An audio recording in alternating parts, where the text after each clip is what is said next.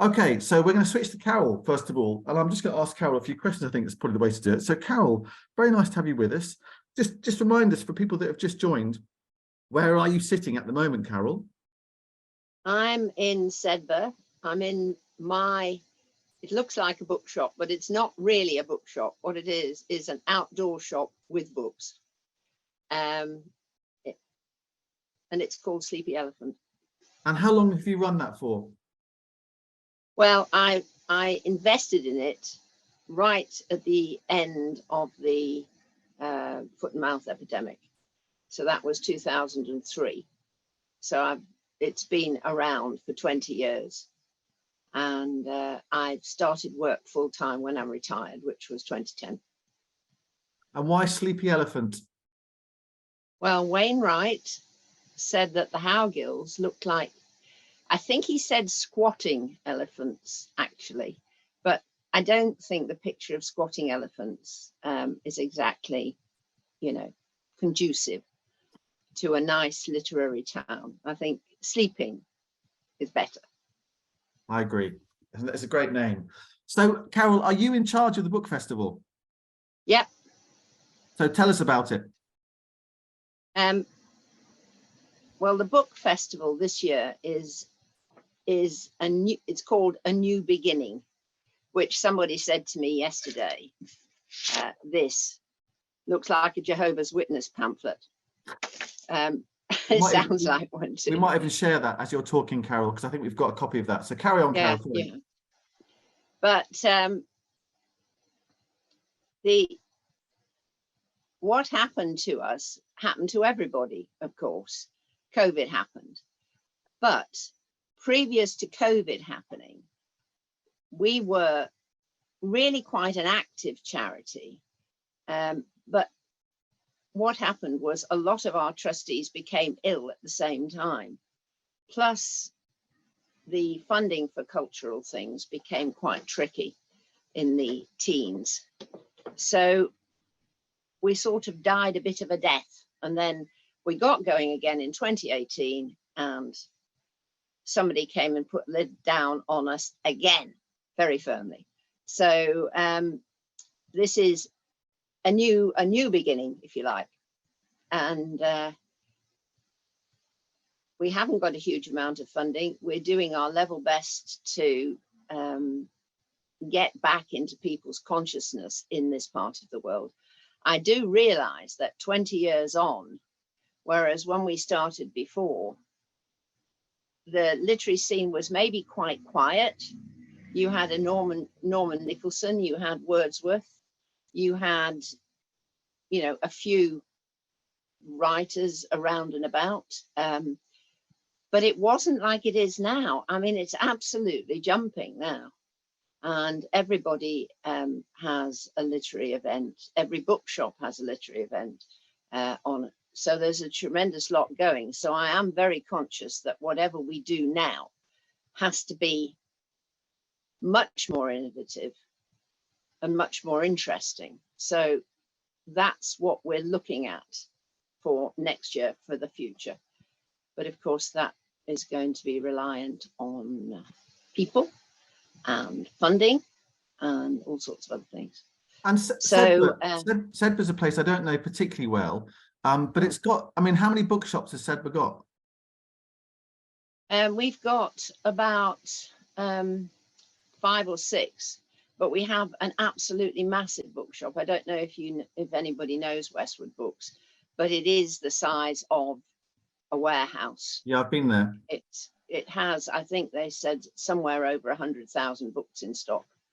So it is one of the biggest bookshops in the country, and it sells both new and secondhand books. So, just about everything. So it's that sort of makes up for the lack of other premises. Okay. In fact, Sedbergh has very, very few premises, which I could, which has always been one of the problems. Where do you put a bookshop? So how come Sedbergh's got this, brand, as a book town, though, hasn't it? A bit. Well, like, it's not. It's not just etc. a brand. It's actually an international designation. that we applied for.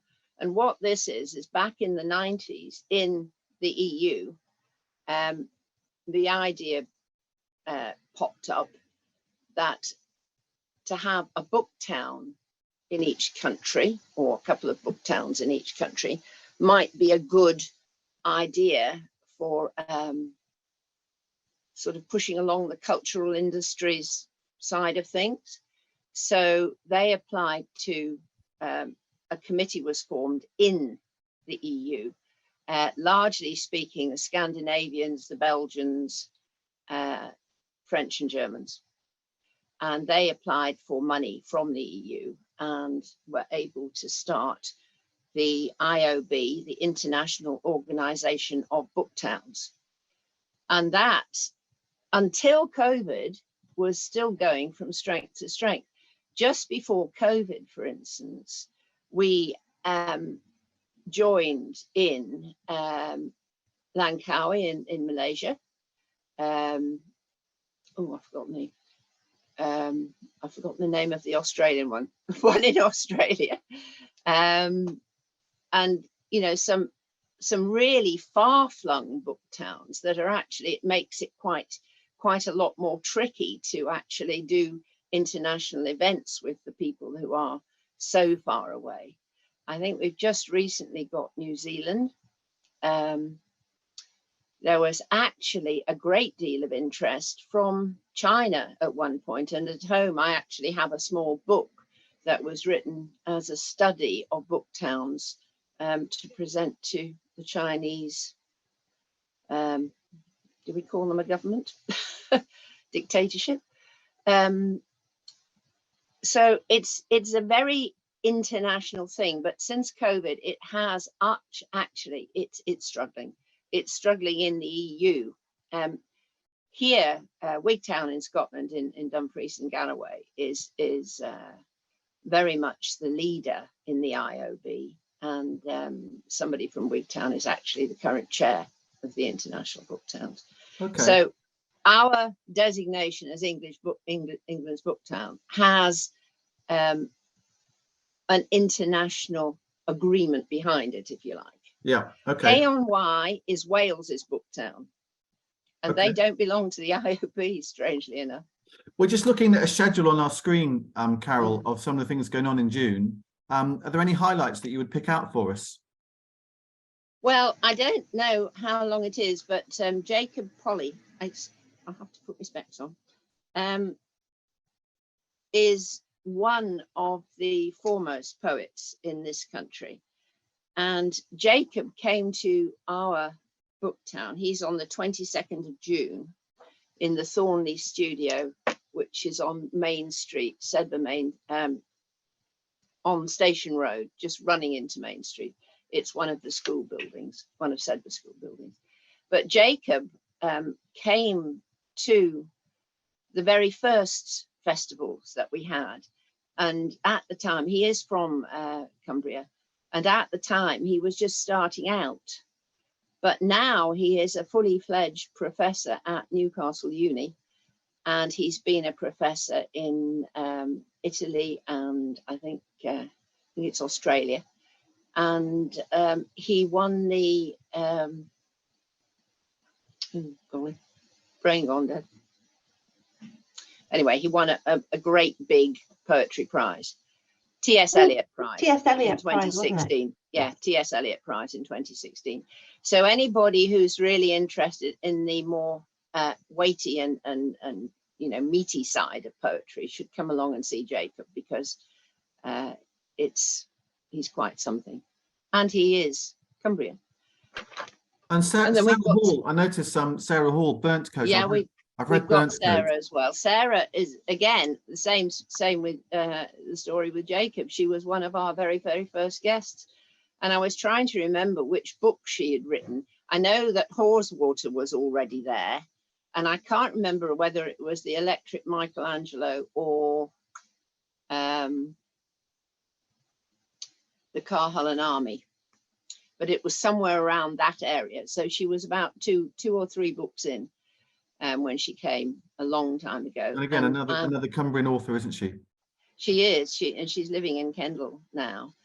But we are thrilled that she has become our patron, or one of our patrons. We still have Eric Robson, who was one of our original patrons. And we also have, but he's not appearing at the festival because he's a little bit busy this year, Mike Craven, M.W. Craven, who writes these glorious books, which are very set, these detective novels, that they are just a bit gritty. Yeah, they are, aren't shall they? we say? Yeah. They're definitely a bit gritty and seem to be set really quite close to here, because his protagonist, or his detective, lives just at Shap, so he's not far from here at all. But Mike is going to come to us next year. So we are actually thrilled to have those three Cumbria luminaries as our patrons. That's great. So just to draw to a conclusion then, Carol, what would you say is kind of the point of the festival? Well, the point of the festival is to say Sedbergh, as England's Booktown, is still here. We are working very hard, and we will be working very hard to make that England's Booktown designation be as weighty as it sounds. I mean, obviously, we can't be a Hay because we're only a teeny weeny place, but we can have a lot more heft than we have now. And this festival is just to say, hey, we're back. And if anybody's interested in getting involved as a trustee of the charity, because we are a charity, or in any other way, they should get in touch. I actually would like to put a particular, if you'd like to be involved, out there in the network, because one of the things that we did, it was actually in 2008, so it's a long time ago now. So we did a fringe, and that was because I did a course in festival management at Edinburgh Uni, which Napier, which was being taught by the festival, the Fringe Festival. So next year we want to run a fringe, and what a fringe means is that you yourself, as an artist, a writer, or a performance artist of some type, are invited to choose yourself to come to Sedbergh and perform. And how it runs with the Edinburgh Festival, and how it ran with us before, is you pay a fee. It's not a large fee, but it's a fee that goes to advertising and venue hire and insurance. And we thought we might do, which people can say whether they think it's a good idea or not, food and the fringe, or the fringe and food. So not only do you get these fantastic performances and readings, you also get really nice nosh, which seems to me that it might be worth coming for either or, but both together is a good idea. Yeah, in my experience, anything, if you can provide food at any event, frankly, let alone a festival, it has that subliminal way of pulling people in, because people like to be cooked for or fed without them having to do it themselves. Yeah, so absolutely. I think it's got my vote, Carol. Pardon? It's got my vote. Oh, jolly good.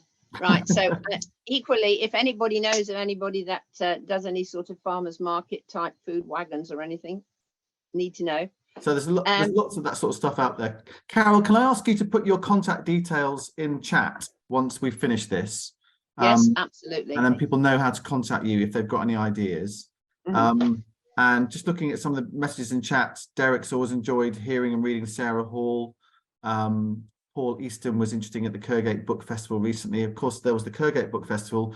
Words by the Water, you know, seems to have be in pause mode at the moment at Keswick. Yes, so, it seems to have fizzled. Yeah, and Borderlines in Carlisle, I'm not sure what's going on there. Chris saying, heard Jacob Polly read his poem Snow at Alberson's Poem and a Pint, absolutely brilliant. And Kate thinks food and a festival and words are a good idea too. Good luck with it, Carol. You know, use the network as a platform to get out questions for help, support, ideas, reaction about ideas that you've got for the future. That's what we're here for as much as anything else. There's about 1,700 people in the Facebook group, as much as 2,500 on Twitter, and the regular weekly newsletter goes out, about 600 people now, I think. So yeah, it's not a bad place just to get stuff out. So thank you very much, Carol, for telling us about Sedbergh Book Festival. Good luck. I know it starts already for this month. And by the way, I will salute people that organise things like this, because I'm sure you do it for love. Fantastic to know there used to be a festival managers course at Napier University. I had no idea. That sounds like it was really, really good. I'm sure. It was just a week, but it was great. And I've got the book. I do have the book. Well, you're in a bookshop, so you're in the right place for a book as well. Yeah. Terrific. Thank you. Good luck. And if anyone can get to Sedbergh to support this, it sounds like a worthy thing to support, and also just a nice part of the world. And the Sleeping Elephant, obviously a bookshop to visit. Thank you very much, Carol. Stay with us, because we're now just going to zoom up all across the M6 and down is it the A6? I can't remember what the road is between the M6 and Kendal. I've got the number wrong. But anyway, we're going to go and say hello to Jamie Hooper, who's in Kendal this morning, and who I think is chair of Kendal Pride. Jamie, have I got that right? That's right. Yeah, morning, everyone. Nice to have you with us. And don't worry if Jamie's screen goes a bit funny. It's just the way he is, and the aftershave he's got on. And but we've got some slides that we're going to share as well, which Jamie's going to slide. And Jamie's going to tell us about Kendal Pride, which is the first event that's taken place in Kendal under the Pride flag. So Jamie, the floor is yours. Amazing. Thanks, Tom. Also great to see some familiar faces already on here, despite this being my first call. So that's really lovely. And a couple of people I'll definitely mention through this. So yeah, first ever Pride event for Kendal, which is going to be really, really exciting. Which you can see, or we can skip straight through to the next one. It's going to be across that weekend on the 21st to the 23rd of July. And we're running in partnership, particularly on the Saturday, with the Kendal Unity Festival. So can you just jump back one? The first one, yeah, fab. So we're calling it Kendal Pride Done Differently.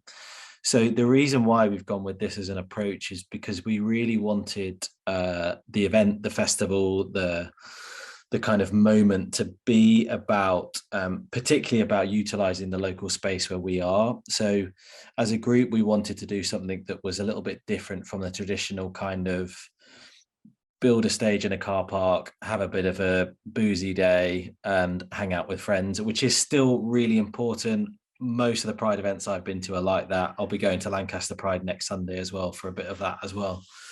But what we wanted to do here is really make use of being in the lakes, in the heart of this just amazing location, and really utilising that fact kind of built into the programme. So yeah, if you can skip 2 slides, I feel like where was it? Chris Whitty doing the COVID updates. Next slide, please. So as I've kind of mentioned, it's all about increasing visibility of LGBTQIA plus communities in Kendal, South Lakes area, and supporting people to make meaningful connections, particularly to the outdoors, and to other people locally.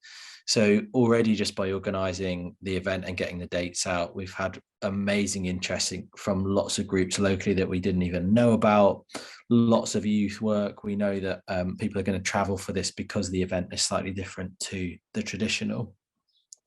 I'll just whip through some of the things that we're going to be doing as part of the event, and then I can share the link. In fact, what I'll do in the chat now is just drop our email address and the website in there, so you can have a look for a bit more information. But yeah, if we can skip through. Fab. So the arts and culture are going to be really involved from the very start. I saw Miriam on the call, which is great to see, because we've just kind of agreed a brilliant partnership with the Brewery Arts Centre in Kendal. So we're going to be doing a lot of activities there across that time. But within the whole programme, there's arts and culture built in from the very start. So there is there's going to be a film night at Brewery Arts on the Friday. We're having a Pride Village location outside in the garden at the Brewery Arts Centre all day on the Saturday. And the main kind of holding feature of that is a all-day kind of performance-based workshop run by Ragtag Arts in Kendal, with their new roadshow, which is making its way around the county with their newly converted big pink marshmallow caravan. So if anyone hasn't seen it, look out for it. It was in Muncaster, I think 2 weekends ago. It's going to be in Kendal. It's making its way around. Fab. Yeah, can you just get to the next one? So, this is Ragtag. It's almost like I planned that. So this is Josh in the yellow, who's on the Pride committee. So as I said, they'll make up the main kind of bulk of the space at the Brewery Arts Centre, but there'll be other activities going on during the day at the village. Fab, next one. This is the other main side of what we're looking to do. So there's a whole range of different activities, obviously queer focused and inclusive for everyone. So outdoor activity wise, we've got definitely a swim, a bike ride, a run, a walk, and a climb. So all run by local groups, most of them specifically for LGBT plus or kind of queer networks, which is brilliant. So lots of opportunities to get involved in outdoor activities. Next one for me. Yeah, big focus on young people. So this was one of the really clear focus areas for us, with kind of linking in with a lot of amazing work that's happening already locally. So we've got a brilliant relationship with Braithey, who are also involved with the planning committee. They have an LGBT youth group that actually meets every Wednesday at the Brewery Arts Centre. They're going to be really involved and will be running activities all day on the Saturday, again, specifically for young people. There's also the Kendal Youth Zone group, which is run by a previous town councillor. They do a huge amount of, again, outdoor-based activities for LGBT plus young people linked with the schools. So we'll be bringing those along as well. Next one for me. Yeah, so I've mentioned the film night. So this is being delivered in partnership with Kendal Mountain Festival. We've got an amazing lineup of queer-based outdoor kind of activity films. So that will be on the Friday night at Brewery Arts Centre, which we're really excited about. Next one. Yeah, and as part of the programme, during the day on the Saturday, we will be offering some kind of LGBT plus inclusion training, but what we're planning to do is keep that ongoing as part of the legacy of the project of the festival. So we'll be working with local businesses across Kendal, particularly with a focus again on young people, to support them to be more LGBT plus inclusive. So there'll be a bit of that during the weekend, but also beyond. Next one. And this chance to pause and reflect as part of the event as well. So there'll be a couple of moments built into the schedule to just take some time and reflect on being able to have these kind of moments and safe spaces, but also for those that don't have access to that. So the main kind of point for this is going to be on the Sunday, where we'll be doing a walking vigil up to the castle on Sunday afternoon, which is going to be really special. And then I think there's one more after this. So the main point of doing all this is to have a bit of fun and celebrate Pride in a big way. So as much as we're doing some of that kind of cultural arts-based stuff, there's also going to be a little bit of partying as well. So we'll be doing welcome drinks after the film night on the Friday at About Time, which is an amazingly inclusive coffee bar in Kendal. And then the Saturday night, we have a bit more of a kind of party night with some fantastic acts. One of which someone on the call is involved with. I don't know if I should be mentioning this or not, but we're going to have a fantastic evening on a Saturday at the venue in Kendal with some brilliant acts, again supporting some local people, but also some traveling in.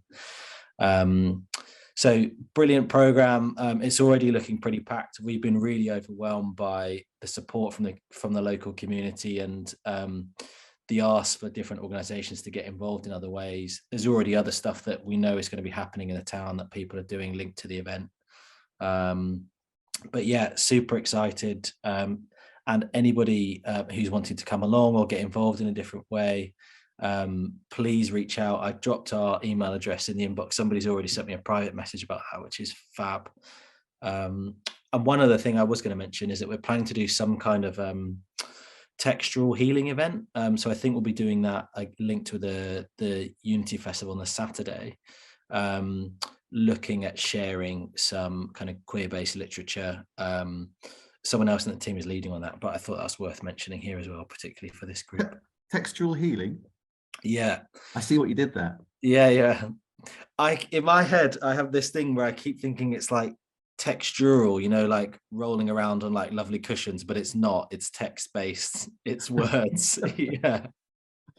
And is this Kendal's first Pride, Jamie? First one, yeah. So tell us a bit about how that's come about, or so cynically I could say, so why hasn't there been one before? But a more generous way of putting it is perhaps, how have you managed to get this one off the ground? Yeah, a really good question. I think the community here has just been building over the last few years. There's definitely a lot of youth activity in the space, which is amazing for a place like this. I think there's also been a little bit of influx of people moving from out of the community into places like this, kind of post-COVID, that kind of stuff. And people who are wanting to just kind of get together and have a bit more of a formal celebration. So we know there are a couple of local youth, not youth, so kind of local community groups that meet. So there's the Proud in Kendal network, which meets once every month, which is an LGBT kind of social club, basically. And there's a few more of those. And with the amount of LGBT plus kind of sport groups around, or activity groups in the county, we just felt it was worth doing something, but also doing it a bit differently to maybe a Lancaster or a Carlisle Pride as well. And dare I ask how you're funding it all? Yeah, we've had lots of support as well. So the business group in Kendal has given us a really supportive amount of funding, which is great. Lots of organisations being kind of really generous in partnership, especially Brewery Arts Centre. So again, it's great to see Miriam on the call. We've had some funding from BAE Systems. We've got a bid with the town council, kind of local supermarket, like community funds. Yeah. And we've also written just last week, well, we're kind of ongoing now, we're dropping posters and letters to all businesses in the town to ask for some more support, whether that's financial, in kind, people just coming along across the weekend. And presumably you have a day job as well. My day job is diversity and inclusion consulting, mostly within sport, but I'm involved in lots of different kind of organisations and boards and charities. So it was just a really lovely, it was almost like it just came together so naturally with a bunch of us that we just said, should we do something? And it's happening in a few weeks. That's fantastic. Miriam, can I invite you just to sort of, what's the brewery perspective on all of this? I don't think I can top Jamie's presentation and introduction there. Just to add that it's really exciting to be involved and to have the first ever Kendal Pride, and it seems to have sprung up really quickly, and I think that's, I think that is so encouraging, because it's the goodwill of a lot of people who are coming together to help make it happen. But also kudos to Jamie and the team, because the way it's all being done, I think, is really good and really slick, and the comms is really striking. So it's just a really positive thing, I think, for Kendal and for Cumbria. And Kendal's known as the old grey town, and I'm feeling like that's going to be we're adding a lot of colour to it at the moment. So this is a really welcome event in my eyes, and I think arts and inclusivity can really work wonders in bringing more colour and vibrancy and times for celebration and connection to a community. So I'm very excited. Yeah, that's a really interesting juxtaposition, isn't it? The old grey town and you know, the We're colours of- planning, a bit of a moment around that, and we're talking about kind of bringing colour to the old grey town, and you'll see a bit more of that in the comms. I was just going to ask, I know Sally's meant to be teaching, but I snuck on this call, but Sally's involved, and I wondered if you wanted to say anything, Sally. I know you've gone off camera, so you might. Oh, Sally, go for it if you're there.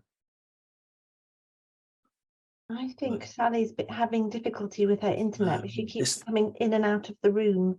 it's like you've come off mute, but we can't hear anything. Has anybody got any questions for Jamie? I'm just looking at some, you know, people have been really supportive in chat. Lorna and Kate. Oh, Sally's saying hi, sorry. She's probably got other things to say as well, but so far it's hi, sorry. You know, it feels like, you know, a lot of support for this kind of stuff. You know, may the weather be sunny and the weekend be, you know, full of happiness, because kind of that's what these events. But I really like the way that you're saying it's not just a, you know, a stage with a sort of drunken or happy crowd in front of it. It's all the other stuff around it, and yeah, we just the wanted landscape to as well. go for that kind of much more of a community feel in a kind of wholesome, healthy way. As much as there is still going to be a little bit of party, but we really wanted to build it around that. Yeah. Okay.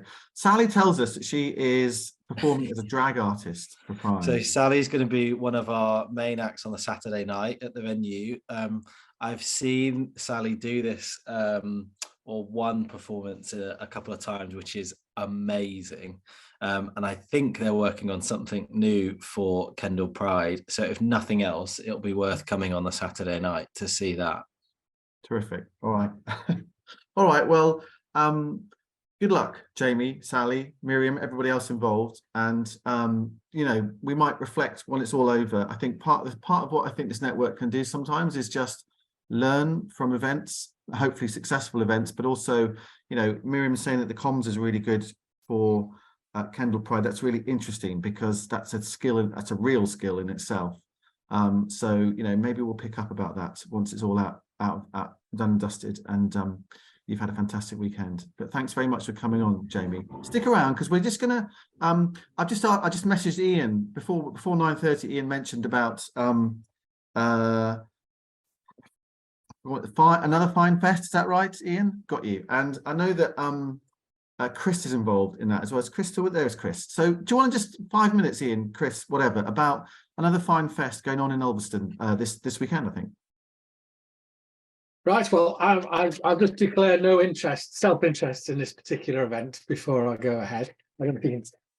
Oh, there's a whole newspaper that actually lists what's going on this weekend, and it's full of comedy, music, venues. It's very similar to the Edinburgh Fringe type event, where there's just stuff going on all around the town.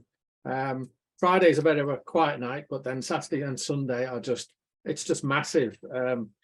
I don't know if people are familiar with Ulverston, but it's got it's got the Coronation Hall, it's got the Stan Laurel Museum, it's got the King's Arms, it's got Peel Castle.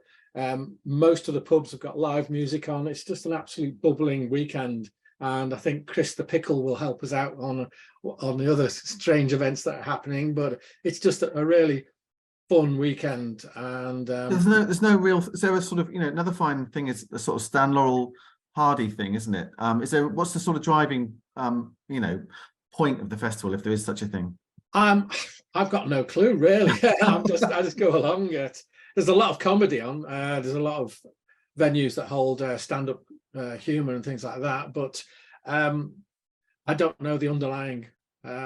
Chris, come on. It doesn't matter. It just sounds like fun. But Chris, you got much to add? Yeah, Chris, help me out. Well, I'm not very good at the detail. I just get told to dress as a banana or a roller coaster or a fruit this year. So yeah, it's like the whole town becomes a festival. There's music coming from every pub. There's weird parades going on. There's street performers. There's comedy going on. Yeah, it's just like the whole town becomes Glastonbury for a while, and just goes sort of crazy. But our bit, we did a world record a few years ago. We've become human roller coasters in the middle of the town. We did a big banana flash mob. Was I that think last the year? world record was the pie fight, wasn't it, Chris? That's right, yeah. Biggest ever custard pie fight. Yeah, we still hold that one, the biggest custard pie fight. Oh, well, foam pie fight. It's Yeah. distinct. Foam or custard, it's fine. We don't mind. In our garden. Is the right sort of all our kids got splattered with different types of foam test, you know, whether it were getting people's eyes. It was I think it was like Peppa Pig foam turned out to be the best.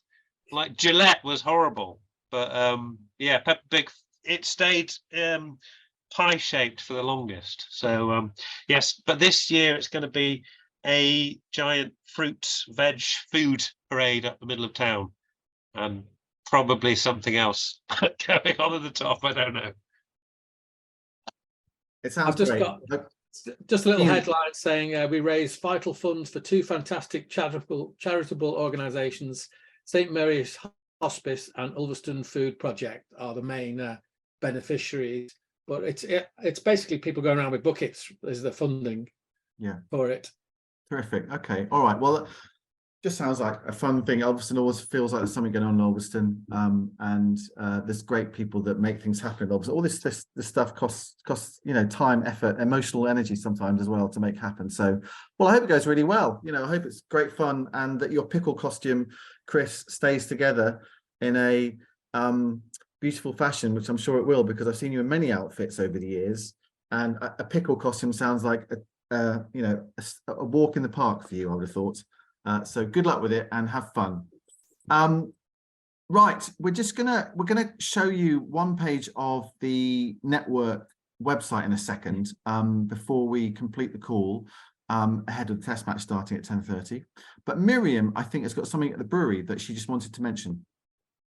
Thanks a lot, Tom. It's just something that is a really special gig that's coming up, and it's happening on the weekend following Kendal Pride. So if you want to keep that celebratory vibe going and come along and enjoy probably one of the most special gigs that we're doing, it's definitely the highlight of our season. It's Femi Kuti and the Positive Force. So it's an Afrobeat legend who's going to be here with his full band, and it's going to be high energy, really, really fun. And I don't know if you've seen the brochure for this season, but he's our cover star on that. So look at those glorious people there. They're going to be in our venue, absolutely livening the place up to the max. And 28th of July that is. So I'll put the link in the chat, and hopefully see some of you there. If you tell your friends, that would be awesome. He's not going to come around very often in Kendal.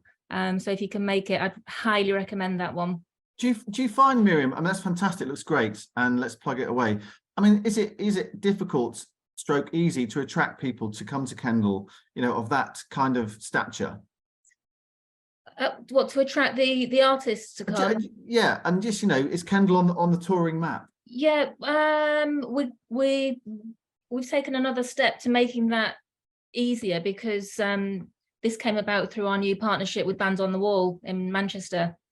So they booked him, and at the same time they booked him for a gig with us. So it's a really sort of convenient destination for people who are touring the UK. So we're working at the moment on getting the message out there to artists and agents and bands that it's an amazing destination. Because when people arrive, they go, "Oh my God, this place is amazing. I had no idea."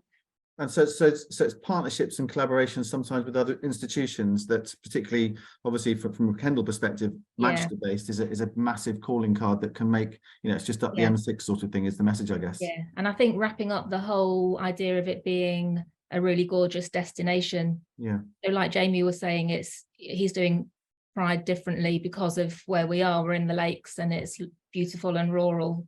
And I think if we're selling that to artists, then it's just another incentive to get them to come along. Yeah. Okay. So just remind us of the name of the act and the date as well, Miriam. 28th of July and it's Femi Kuti and the Positive Force, full band, absolutely glorious music. It's going to be a big sound, isn't it? Terrific. Big All right. sound. Good luck with that, and thank you Thanks, Tom. for sharing that with us. Right, so just before we finish this morning, Amy's going to share a page. This is the Cumbria Arts and Culture Network website, and I think Kate wanted to mention about the opportunities page in particular. Yeah. One of the things that we try and do across the network is to pull together all the different opportunities that people can access from within the sector, whether that's jobs or commissions or volunteering opportunities.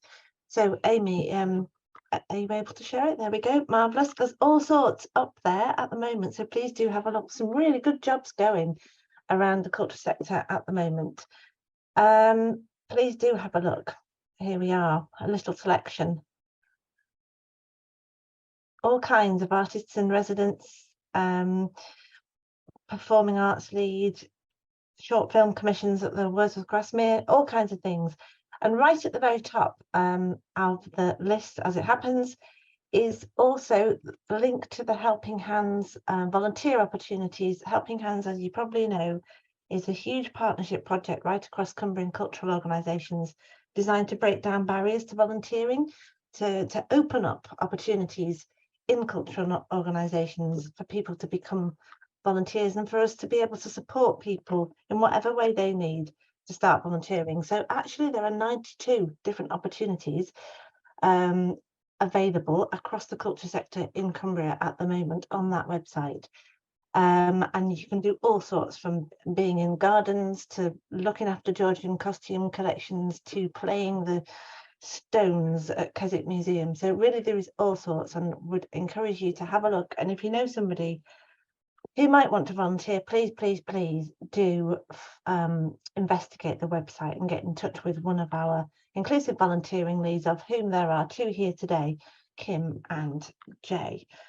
And in particular, we are looking for people who have not volunteered before for whatever reason. Maybe they don't know what volunteering holds, maybe they don't have the confidence, maybe they have a disability, whatever, we can help. So have a look on the opportunities page, because there are many, many of them. Thanks, Kate. Helen, you got your hand up. Yeah, I just wanted to say that I went to Kendal last week to Amy's Crick Group exhibition, and it's absolutely wonderful, and I would really encourage people to go. There's a lot of things happening in Kendal, and I don't know how long the exhibition is on for, Amy, but it's really superb class visual arts. It really is. Thank you, Melanie. Sorry. That's very nice. It's on till 1st of July and it's at the People's Gallery, Kendal Museum. Thank you for that endorsement. And how many artists is it again, Amy?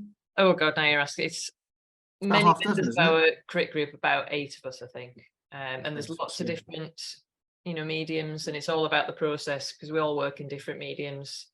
And we've kind of weaved it all together in lots of kind of common themes, despite working in different, mediums. But yeah, thank you for that. Yeah, that's a really kind comment, Helen. Thank you for that. And that's partly what this is about as well, supporting each other, championing each other, when the difficulties arise, getting people out of problems, all that kind of stuff. But, absolutely celebrating the brilliant stuff. I mean, gosh, we've covered a lot of ground this morning just on stuff going on across the county. I think we're just about there now. It's what, 23 minutes past 10. The test match starts shortly. Next week, by the way, we're going to hear from Julie Tate, who helps run the Lakes International Comic Art Festival. We've never really covered that on this call before, so it's going to be really interesting to find out about that's taking place later this year, the Lakes International Comic Art Festival. So we'll hear from Julie next week. But thank you to everybody. Thank you to Jamie and to Carol for this morning's presentations and telling us about what's going on. Basically, tons of stuff going on in Cumbria. Support all your fellow artists and cultural leaders, and just enjoy it as well, because there's lots going on. Good to hear from you. Thank you, everybody. Have a lovely weekend, and catch you again next time.